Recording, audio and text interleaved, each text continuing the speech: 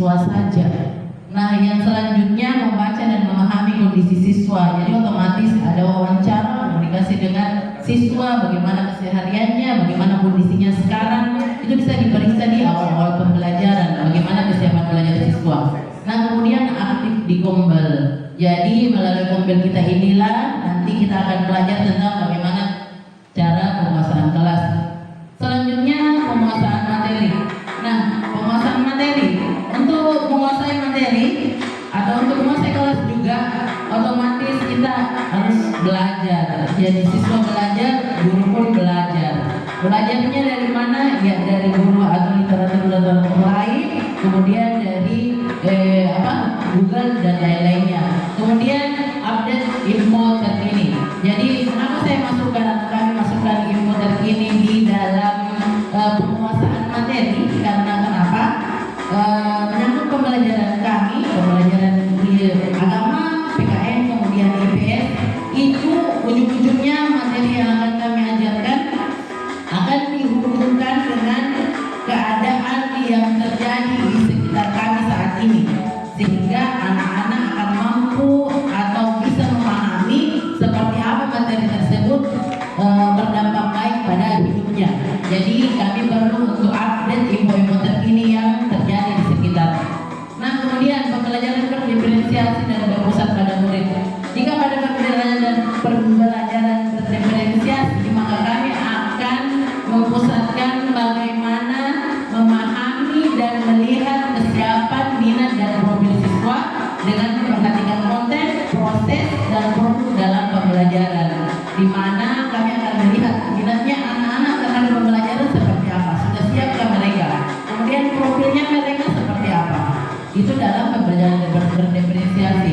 Nah, kemudian pada berpusat pada murid. Jadi model atau metode pembelajaran yang akan kami buat nanti di dalam merancang modul atau rencana pembelajaran itu adalah bagaimana siswa bisa memecahkan masalah, menjawab pertanyaan, menyusun pertanyaan mereka sendiri, kemudian berdiskusi. Itu nanti akan terhubung pada media dan metode pembelajaran yang akan diterapkan di kelas. Saya rasa itulah hasil dari diskusi tim bermoral kami. Mudah-mudahan bisa kami lanjutkan nanti dalam penyusunan perangkat pembelajaran. Terima kasih. Wassalamualaikum warahmatullahi wabarakatuh. Bismillahirrahmanirrahim. Assalamualaikum warahmatullahi wabarakatuh. Jadi terima kasih atas kesempatan yang diberikan. Agar mengefisienkan waktu, langsung saja kami dari kelompok narasi yang terdiri atas mata pelajaran IPA, matematika, informatika, PJOK, dan prakarya. Melanjutkan dari pembahasan Kombel kita minggu lalu, hari ini kita akan membahas tentang rancangan strategi dari alternatif solusi yang telah didapatkan minggu lalu.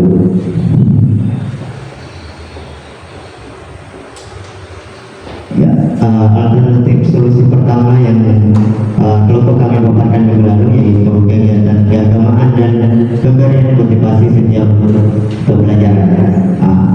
Strategi yang kami ambil untuk mencapai solusinya, yang pertama sholat 2 dan sholat 2 berjamaah yang selama ini sudah dijalankan di sekolah kita, dengan harapan pada saat pelaksanaan sholat 2 dan sholat 2 secara berjamaah ada pemberian nasihat hidup terhadap peserta didik kita, sehingga dalam menjalani kehidupannya di sekolah kita ini ada motivasi dalam dirinya untuk menjadi lebih baik dari hari ke hari berikutnya. Kemudian yang kedua, strateginya yaitu selalu memberikan motivasi hidup setiap awal pembelajaran. Jadi dalam pelaksanaan pembelajaran di kelas, strategi yang kami usulkan untuk meningkatkan motivasi belajar peserta didik yaitu guru memaparkan apa motivasi hidup supaya peserta didik kita ini dalam belajar memiliki motivasi yang tinggi. Motivasi belajar yang tinggi melalui motivasi hidup yang kita berikan di awal pembelajaran. Kemudian kita lanjut ke alternatif solusi yang kedua, yaitu membangun komunikasi dengan orang tua dan kunjungan rumah.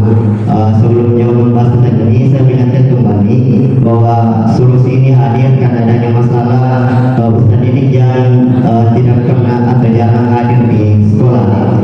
Solusi yang kami berikan untuk strategi yang kami berikan untuk solusi yang diobarkan.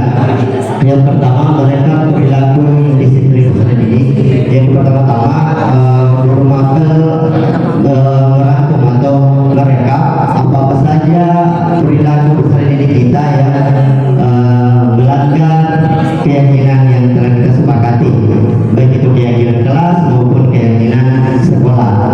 Dari rekapan hasil perilaku peserta didik kita sampaikan hasil rekaman kita ini kepada wali kelas pertama, kemudian kepada BK dan kepada Wakasiswaan untuk tidak lanjut bagaimana masalah peserta didik kita ini bisa ditangani, karena bermakna saya pikir tidak ada akses untuk langsung kepada orang tua siswa. Selanjutnya, untuk alternatif solusi yang ketiga, yang tentang membuat lingkungan sekolah yang nyaman. Perlu saya ingatkan kembali bahwa hadir solusi ini karena masalah peserta didik yang jenuh di dalam kelas ataupun peserta didik yang jarang datang ke sekolah. Strateginya yaitu melakukan wawancara dengan peserta didik. Wawancara ini dimaksudkan untuk memahami bagaimana perasaan dari peserta didik kita, perasaannya ketika dia dalam kelas, perasaannya dia ketika mau pergi ke sekolah. Nah, di wawancara ini kita berharap kita menemukan apa yang membuat peserta didik kita tidak nyaman datang ke sekolah, atau apa yang membuat peserta didik kita nyaman untuk datang ke sekolah. Nah, dari hasil wawancaranya kita dapat menganalisis kemudian apa yang perlu diperbaiki dari baik itu lingkup sekolah, lingkup kelas maupun lingkup sekolah untuk menciptakan lingkungan yang nyaman dan berpihak pada peserta didik. Kemudian untuk masalah yang keempat, yang dengan alternatif solusi, yaitu pendekatan persuasif, yaitu pendekatan untuk merubah tingkah laku peserta didik. Strategi yang kami gunakan yaitu melakukan segitiga restitusi. Mohon maaf karena gambarnya tidak muncul, mungkin karena jaringan yang kurang baik. Jadi untuk merubah tingkah laku peserta didik kita, kami mengambil strategi yaitu melaksanakan segitiga restitusi. Mungkin itu untuk permasalahan yang keempat. Kemudian yang kelima, permasalahan yang hadir karena peserta didik yang jenuh di dalam kelas, peserta didik yang sering lari-lari dalam kelas. Alternatif solusi yang kami berikan yaitu membuat media pembelajaran yang menarik, melakukan ice breaking, pembelajaran yang variatif, pembelajaran yang berdiferensiasi, dan pembelajaran dan membuat keyakinan kelas. Strateginya untuk poin 4 poin teratas itu kami paparkan dalam satu strategi, yaitu pertama melakukan asesmen diagnostik. Tentunya karena 4 alternatif solusi di atas berkaitan dengan proses pembelajaran di kelas. Jadi menurut kami strategi awal yang perlu dilakukan yaitu melakukan asesmen diagnostik untuk mengenali peserta didik kita. Selanjutnya, setelah melakukan asesmen diagnostik, kita sebagai pendidik juga perlu menambah referensi atau menambah ilmu baru terkait dengan proses pembelajaran di kelas, baik itu ice breaking, strategi pembelajaran maupun tentang media pembelajaran.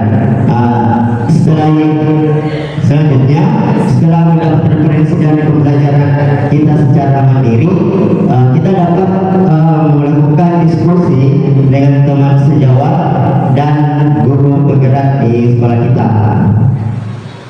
Dan terakhir, untuk keyakinan kelas, keyakinan kelas ini bukan cuma untuk dibuat di dalam kelas saja, tapi perlu kita ingatkan kepada peserta didik kita setiap kita mau melaksanakan pembelajaran.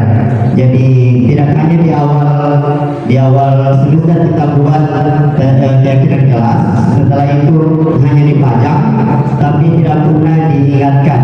Jadi diharapkan untuk strateginya ke depan, setiap awal pembelajaran di kelas perlu untuk mengingatkan peserta didik kita tentang apa yang telah kita yakini bersama di dalam kelas.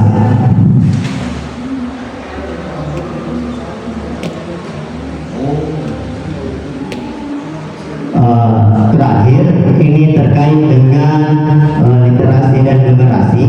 Solusi yang kami berikan minggu lalu yaitu mengadakan kegiatan ranking 1, membuat sudut baca, melakukan pendampingan, membuat madi dan meaktifkan perpustakaan. Untuk mengadakan kegiatan ranking 1, mengadakan kegiatan ranking 1 ini strategi yang kami rancang yaitu kegiatan besarnya yaitu pengadaan lomba ranking 1 di akhir semester nanti pada saat perseni, itu kegiatan besarnya. Namun dalam pelaksanaan dalam pembelajaran sehari-hari kami dalam melaksanakan pembelajaran sehari-hari berharap juga kegiatan ranking 1 ini atau yang sejenisnya dapat dimasukkan dalam proses pembelajaran sehingga ada motivasi dari peserta didik untuk melakukan literasi maupun motivasi karena adanya perlombaan yang menarik di dalam proses pembelajaran. Kemudian membuat sudut baca. Untuk sudut baca ini ada dua solusi yang kami rancang untuk strateginya. Yang pertama, strategi untuk sudut baca di perpustakaan yang tentunya perlu koordinasi dengan pihak perpustakaan sekolah untuk pengaktifan sudut baca di perpustakaan. Selain itu, strategi yang dibuat kami mengenai sudut baca, kami berinisiatif untuk mengadakan sudut baca di setiap kelas sehingga lebih mudah akses peserta didik dan guru juga ketika ingin meningkatkan literasi peserta didik. Kemudian untuk poin madi ini sama dengan sudut baca, ini berkaitan juga dengan pihak perpustakaan, terutamanya dalam program Cinta Membaca, di mana keluaran dari Cinta Membaca ini kami harapkan ada sinopsis atau hasil peserta didik ini dibuat dalam satu rangkaian madi sehingga dapat dipaparkan di madi sekolah. Kemudian yang terakhir, mengaktifkan perpustakaan. Sebenarnya sudah terwakili dari paparan saya sebelumnya tentang sudut baca dan mengaktifkan madi. Mungkin itu yang dapat kelompok saya sampaikan untuk paparan strategi dari alternatif solusi untuk kompil kita hari ini. Mungkin itu saja dari saya. Terima kasih. Assalamualaikum warahmatullahi wabarakatuh. Bismillahirrahmanirrahim. Assalamualaikum warahmatullahi wabarakatuh. Terima kasih atas kesempatan yang diberikan kepada kelompok literasi. Meskipun pada hari ini ketua kelompok kami tidak bersama kami, tapi sebenarnya bagaikan anak ayam kehilangan induknya. Ditambah lagi senior yang kedua yang ini kurang sehat juga, jadi kami tinggal berdua untuk mengikuti kompil ini.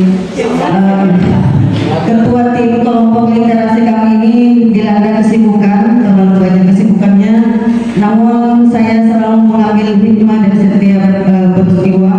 Seandainya ketua tim literasi saya ini tidak mungkin saya bisa berdiri di sini.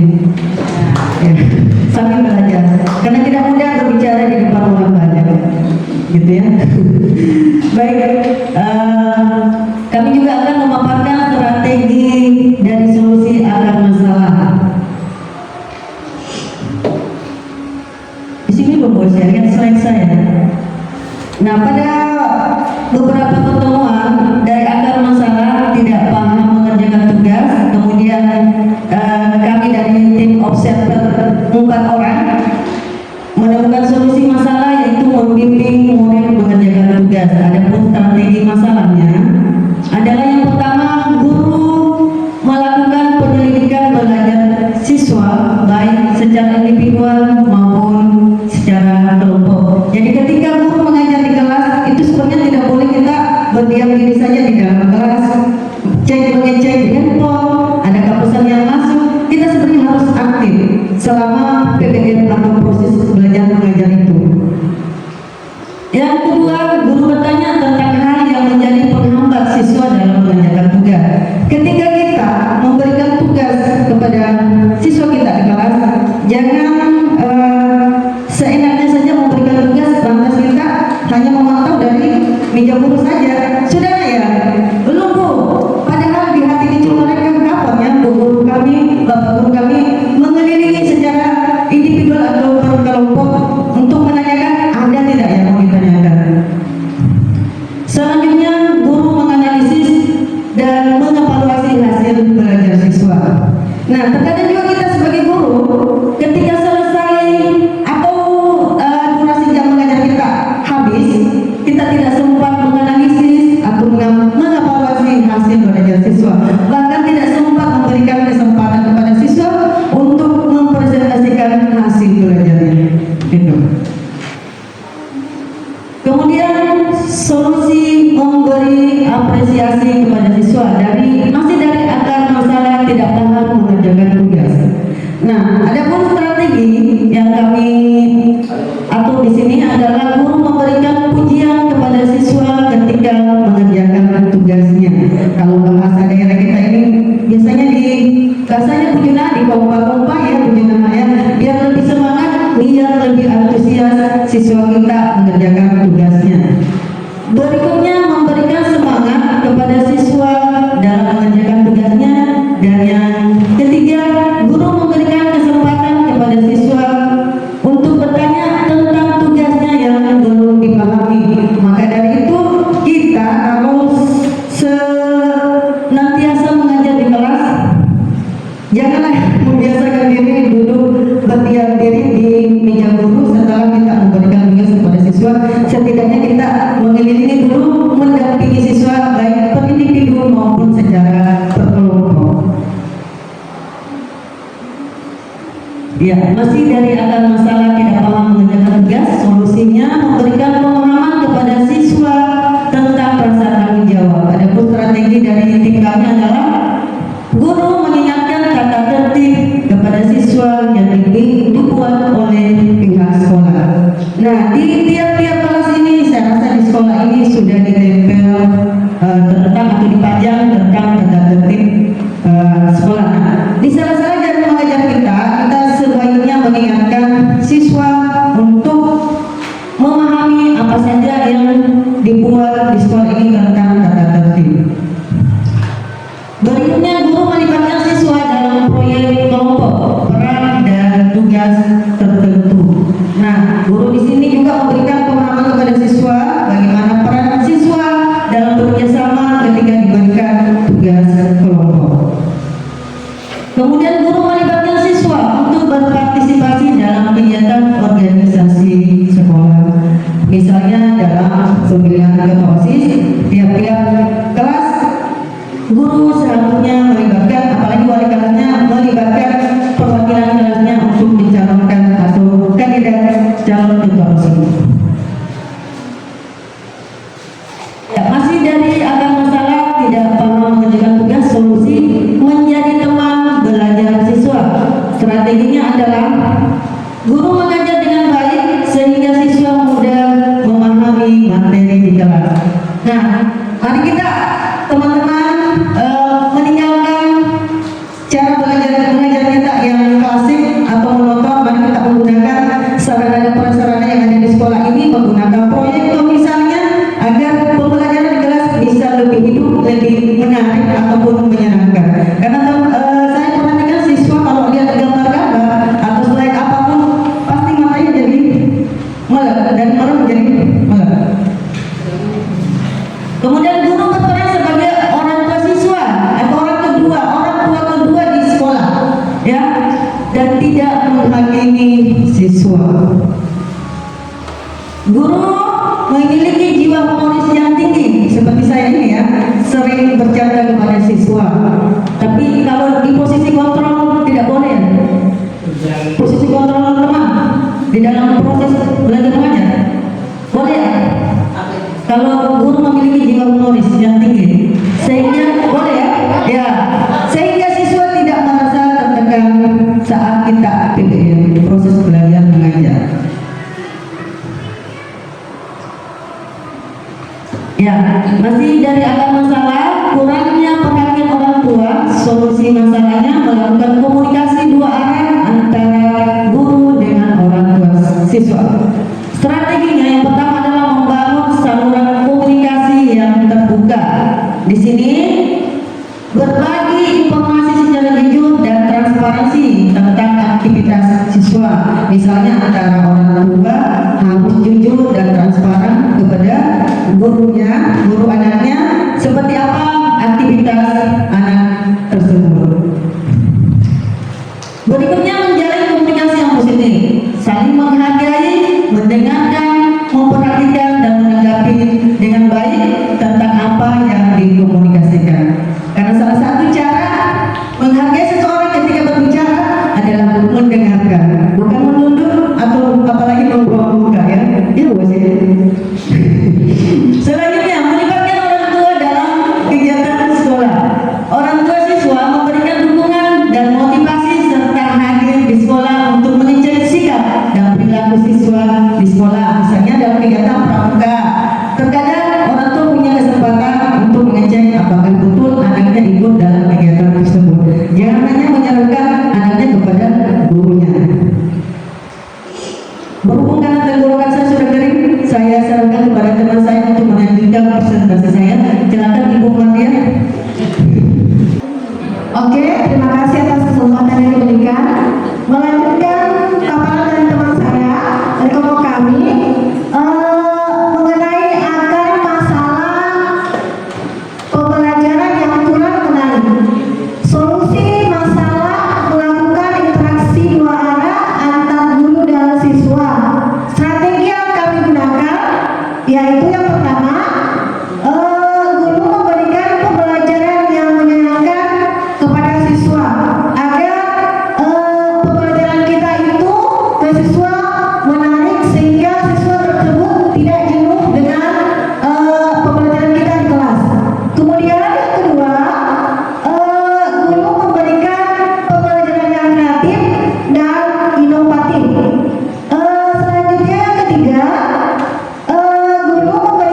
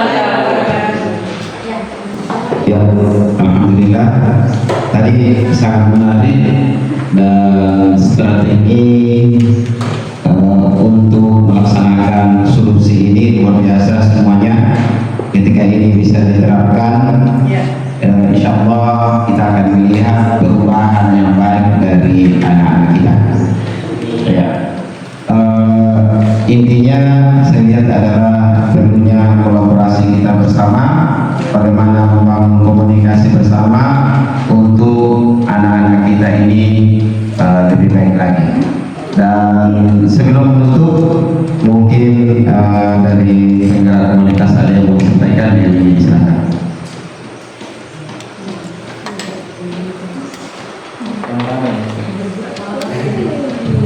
Terima kasih. Sebentar. Jadi tahapan Kombel kita untuk minggu depan atau berjalan 1 minggu ini, jadi minggu depan kita diskusikan kembali, yaitu menentukan jadwal untuk mendiskusikan bagaimana solusi akan dijalankan. Jadi ini tahap terakhir dari siklus inquiry refleksi awal. Nah, setelah itu mungkin bisa digabungkan ini Bu ya. Kita masuk saja pada tahap perencanaan.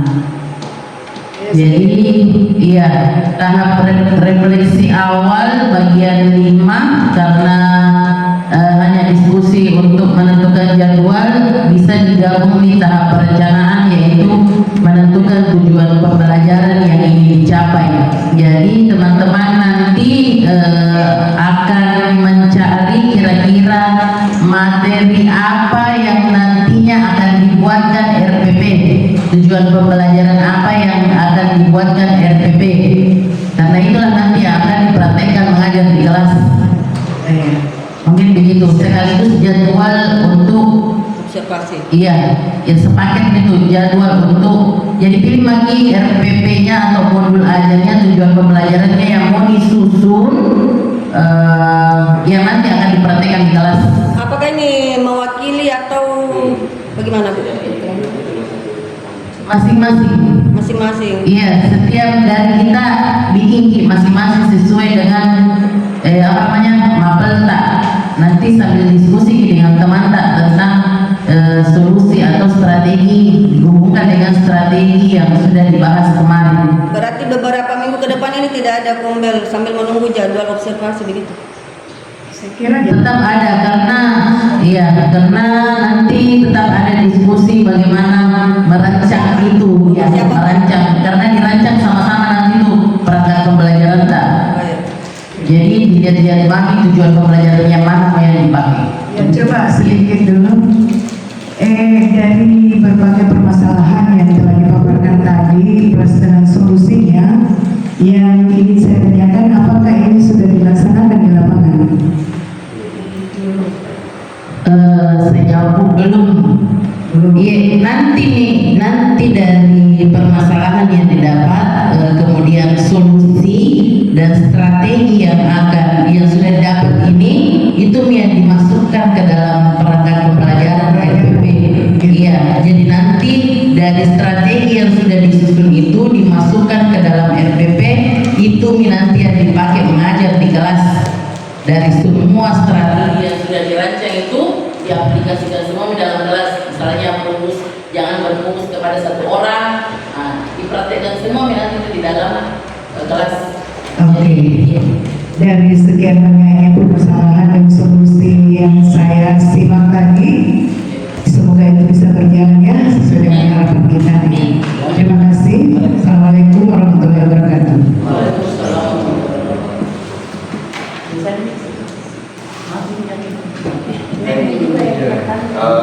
Kasih before juga kita itu menutup. Mari kita segera hari ini sudah selesai.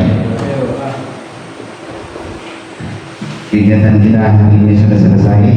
Alhamdulillah. Jadi pada hari ini ada 2 kegiatan kegiatan Kombel kita yang berjalan. Pertama adalah berbagi praktik baik dari Pak Mursalin kepada SMP Negeri 2 Purwani, dan yang kedua adalah komunitas ramah guru yang baru setiap anggota mempresentasikan dari 3 kelompok. Dan insya Allah kita akan bertemu lagi minggu depan. Di mana Pak? Ya, ada yang bertanya kalau minggu lalu di Bakso Jumbo, kalau minggu depan kita mau di mana? Karena tanggal baru katanya. Ya. Oh ya, dipikir dulu ya. Sempat ada yang mau lagi di Cilacap ya bisa. Oke, sambil berjalan sambil dipikir ya. Saya kira cukup. Mari kita sama-sama dalam. Mudah-mudahan kegiatan kita hari ini bernilai ibadah dan diberkahi oleh Allah Subhanahu wa taala. Sama-sama baca alhamdulillah.